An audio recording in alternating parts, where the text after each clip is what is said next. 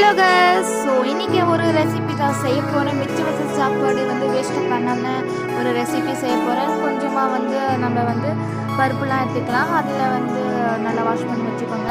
அப்புறமா ஒரு குக்கரை ஸ்டவ் ஆன் பண்ணதும் ஒரு குக்கர் வச்சுட்டு அதில் கொஞ்சம் எண்ணெய் போட்டுட்டு அந்த எண்ணெய் சூடானதும் ஆனியன் கட் பண்ணி ஆனியன் போட்டுக்கலாம். 2 ஆனியன் நான் எடுத்தேன்.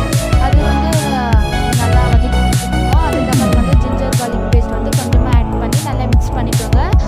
அதுக்கப்புறம் 2 தக்காளி கட் பண்ணி வச்சுருக்கேன். இப்போ அதுவும் சேர்த்துட்டு நம்ம நல்லா மிக்ஸ் பண்ணலாம். அந்த டொமேட்டோட சாஃப்ட்னஸ் நல்லா இருக்கணும். அதுக்கப்புறமா அதில் நான்